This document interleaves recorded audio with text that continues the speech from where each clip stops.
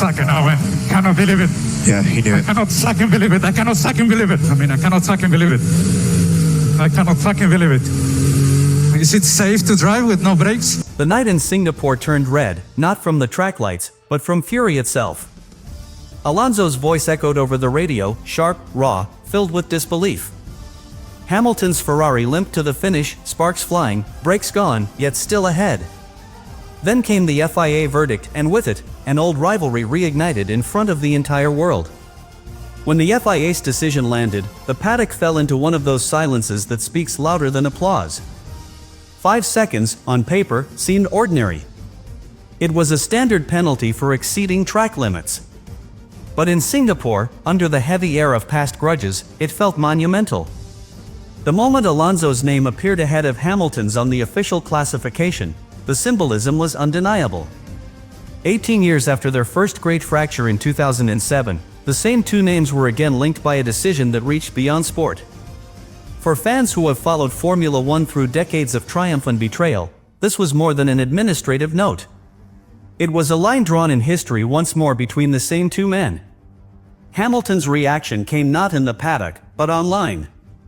Hours after the race, he shared a short clip of humor, echoing Alonso's exasperated radio words, "I don't believe it," with a wry grin and a hint of theater. It was classic Hamilton, disarming tension with irony, transforming criticism into spectacle. But the gesture was not without consequence. The British press celebrated it as self-assured wit, a sign of maturity that refused to dwell on bitterness. Spanish outlets, on the other hand, read it as mockery, a dig wrapped in charm. The cultural divide between how each country views its hero widened instantly, turning a sporting debate into a mirror of national identity. Formula One, once again, became more than racing. It became narrative. For Alonso, the laughter cut differently. He did not respond publicly, but those who know his tone could sense the storm beneath the calm. In the Aston Martin debrief, he spoke of respect for the rules and the importance of consistency, a message aimed less at Ferrari and more at the institution itself. There was no insult, no shout, just conviction. To him, racing without respect for the boundaries is a betrayal of every lap driven within them. He saw in Hamilton's defense not arrogance, but indulgence from a system that too often bends for the names that define it. His words carried an echo from the past, the same edge that once split McLaren in two. It was not hatred. It was unfinished business. The British press, always eager to resurrect legends, framed the episode as a new chapter in a rivalry that refuses to rest. Commentators spoke of ghosts from the 2007 season, of qualifying disputes, and of the young Hamilton who once dethroned the reigning champion from Asturias. They painted Singapore as poetic justice or poetic repetition, depending on allegiance. Every headline carried a question rather than a conclusion. Did Alonso overreact? Did Hamilton receive leniency? Is Formula One fairer now than it was then? In those debates, fans rediscovered what the sport had been missing: true rivalry, built not on social media noise but on conflicting principles, visible in every gesture, every look, every millisecond of tension. Behind closed doors, the teams tried to calm the waves. Ferrari reminded everyone that the matter was closed, penalty served, lesson learned. Aston Martin maintained composure, focusing on the positives: points gained, data secured, no damage to the car. But both teams knew that the issue had transcended technicalities. It was now personal theater, and both drivers were too proud, too experienced, and too aware of their audience to let it fade quietly. The sport thrives on friction, and both understood that friction keeps legends alive. In that sense, Singapore did not harm either of them, it recharged their narratives. It reminded millions why Alonso and Hamilton, despite their age, still command attention in every corner of the world. What makes this turn dramatic is not the penalty itself, but the contrast it exposed. Alonso's fury was rooted in principle, Hamilton's defiance in composure. One shouted for order, the other smiled through chaos. Both reactions were authentic reflections of their character arcs. Alonso remains the craftsman, the driver who measures justice by effort and discipline. Hamilton is the artist, the driver who redefines boundaries and refuses to be confined by them. Together they form a perfect duality, the kind of opposition that keeps Formula One from becoming sterile. Every sport needs its polarities, and theirs remains one of the most magnetic. Singapore merely reignited it under the neon lights. The heart of the problem began long before Alonso's fury burst through the radio waves. From the second lap, Ferrari's telemetry was already warning of instability in Hamilton's braking system. The temperature readings on the front left corner had begun to rise, outpacing the others by alarming margins. The engineers instructed him to apply lift and coast, easing off the throttle earlier to cool the brakes. It was the sort of message no driver wants to hear so early in Singapore, a circuit notorious for punishing hardware and nerve alike. Yet Hamilton obeyed, calculating that discipline might save what performance the car had left. For lap after lap, he carried the weight of a machine that was beginning to betray him, a ticking time bomb under the scarlet bodywork of the SF-25. But by the closing stages, the inevitable happened. The front left brake failed completely, forcing Hamilton into an impossible compromise. He could either slow to a crawl and risk retirement, or he could adapt, taking shallower entries, crossing curbs, and skipping apexes to relieve pressure from the braking zones. It was survival of the purest kind, an instinctive act of self-preservation that kept the car moving but pushed the limits of legality. Those watching from Aston Martin's pit wall could see it clearly. Alonso's timing screen showed Hamilton still ahead, even as the Ferrari sector data indicated several off-track excursions. To the Spaniard, that was not heroism. That was opportunism at the expense of the rules. The FIA's report later confirmed what Alonso had sensed. Hamilton had left the track on multiple occasions without a justifiable reason, contravening Article 33.3 of the sporting regulations. The stewards acknowledged the mechanical issue but ruled that a brake failure does not grant an exemption to leave the circuit repeatedly. They added 5 seconds to Hamilton's race time, a penalty that reversed the order between the two veterans. Alonso was elevated to 7th, Hamilton dropped to 8th. On paper, justice had been done. Yet in the court of public opinion, the debate had only begun. For many, the real question was not whether the rule was applied correctly, but whether the spirit of competition had been respected. Ferrari's defense was measured but unconvincing. Team principal Frédéric Vasseur explained that Hamilton had been instructed to manage the failure safely by reducing speed and avoiding heavy braking. The car, he insisted, was under control and therefore safe to continue. They claimed that Hamilton had driven up to 30 seconds slower than normal in the final laps, proof that he was not seeking advantage but simply aiming to survive. It was a logical argument, yet one that failed to consider perception. To spectators and rivals alike, a car bouncing across escape routes and skipping chicanes does not look controlled. It looks desperate. In Formula One, optics can matter as much as legality, and that image would linger long after the checkered flag. Alonso, meanwhile, did not hold back. His post-race interviews reflected more than irritation. They carried the weight of a principle he has defended throughout his career. For him, the rulebook is sacred, and consistency in its application defines fairness. He pointed to prior incidents other drivers penalized more harshly for similar track limit violations and questioned why some cases attract leniency while others invite severity.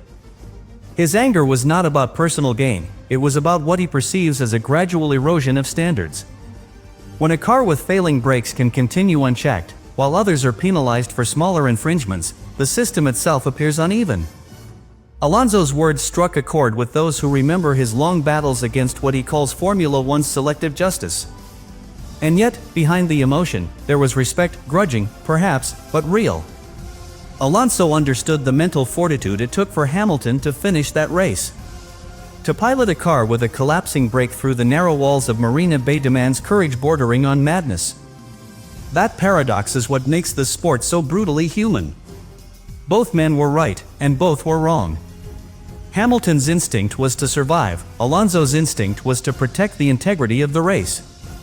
Their collision was not physical but philosophical, a clash between two interpretations of what racing should be. The FIA's decision ended the discussion on paper but ignited it everywhere else, from team briefings to living rooms across Europe. Behind every dramatic headline in Formula One lies a web of engineering detail invisible to most eyes. What unfolded in Singapore was not just a duel of drivers, but a duel of systems, of cooling, of aerodynamics, of thermal endurance pushed to the brink. The Ferrari SF25, under the hands of Lewis Hamilton, entered Marina Bay with an inherent vulnerability.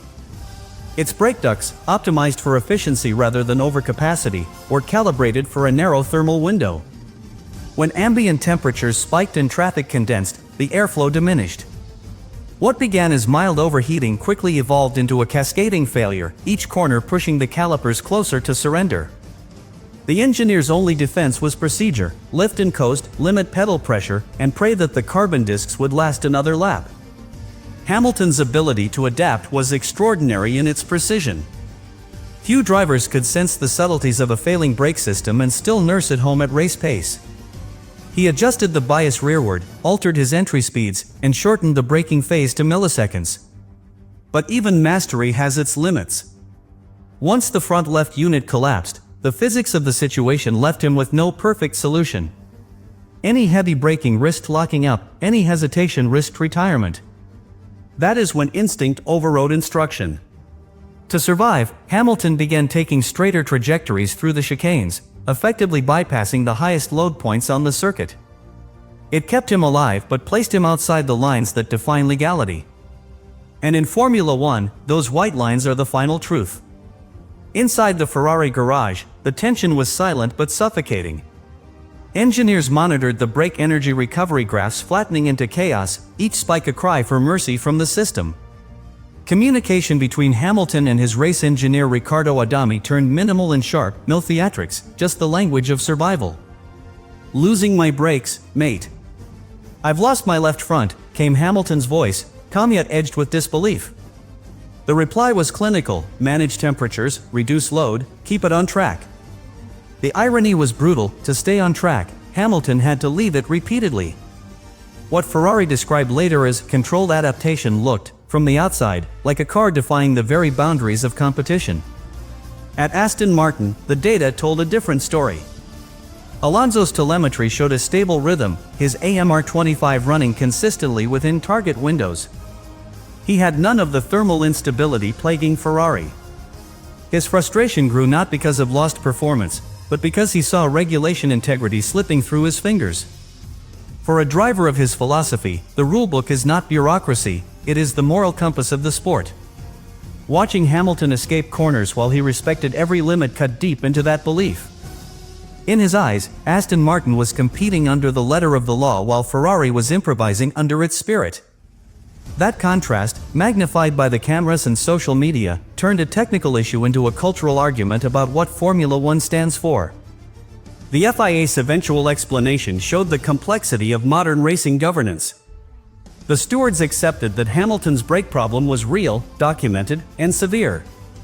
But they ruled that the driving standards guidelines only permit leaving the circuit when loss of control or avoidance of collision can be demonstrated. A mechanical failure, while unfortunate, does not fall within that definition. It was a cold but consistent interpretation. Still, many engineers within the paddock sympathized with Ferrari's position. They understood that at Singapore, thermal saturation can trap any team, and that managing such failures is as much art as science. Yet the rules cannot bend to circumstance without unraveling fairness altogether. The FIA held the line, and Hamilton paid the price. The technical aftermath inside Ferrari was sobering. Post-race analysis revealed uneven airflow distribution through the brake ducts, aggravated by the car's front ride height sensitivity. Small aerodynamic gains had come at the cost of cooling resilience. The team's engineers promised revisions for upcoming high-temperature circuits, focusing on duct efficiency and heat shielding. The lesson was clear: in the era of cost caps and marginal gains, reliability cannot be treated as secondary to aerodynamic purity. At Aston Martin, the debrief carried a different tone. Alonso's camp saw confirmation that the car's aerodynamic package, though less explosive, offered superior thermal balance. It was a moral and technical victory, one that reinforced Fernando's belief that consistency is the ultimate speed.